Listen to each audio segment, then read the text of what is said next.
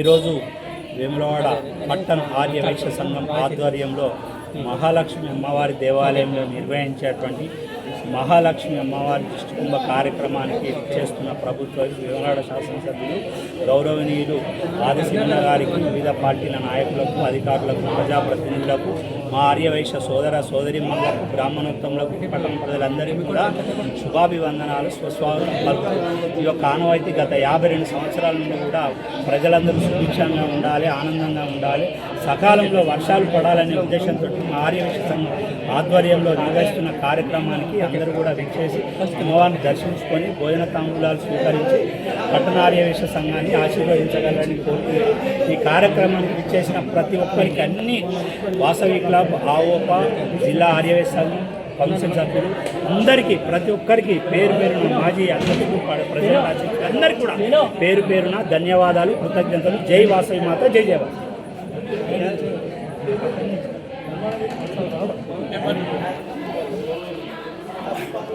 ఈరోజు వేములవాడ పట్టణ ఆర్యవైశ్య సంఘం ఆధ్వర్యంలో అధ్యక్షులు వేణువారి అధ్యక్షులు వారి కార్యవర్గ సభ్యులందరూ కూడా ఈ కార్యక్రమంలో ప్రతి సంవత్సరం జరిగే 50 సంవత్సరాల నుంచి దీనికి ఒక చరిత్ర ఉంది. ఈ చరిత్రను ఇలాగే కొనసాగిస్తున్నటువంటి పట్టణ ఆర్యవైశ్య సంఘం ఎవరు వచ్చినా కానీ ఇదే ఆనవాయితీ ఇదే కొనసాగుతుంది. మరి ఇప్పుడు వేణువారి ఆధ్వర్యంలో జరుగుతున్నటువంటి మహాదిష్టి కార్యక్రమంలో పాల్గొన్న ఆర్యవైశ్య సంఘం పెద్దలు భూషద సంగం గారు, ఎర్ర శ్రీనివాస్ గారు, పట్టణంలో ఉన్నటువంటి ప్రముఖులందరూ కూడా వచ్చిన వాళ్ళు రాని వాళ్ళందరూ కూడా ఈ కార్యక్రమంలో ప్రతి సంవత్సరం పాల్గొంటున్నారు. ఈ కార్యక్రమాన్ని మా తదనంతరం కూడా ఇలాగే ఈ కార్యక్రమం యూత్ యంగ్ ఇతర రాష్ట్రాలలో ఇతర ప్రాంతాలలో నివసించినటువంటి ఆర్యవైశ్య యువతులు మేము కూడా ఈ సాంప్రదాయాన్ని వేములవాడలో కొనసాగించాలి.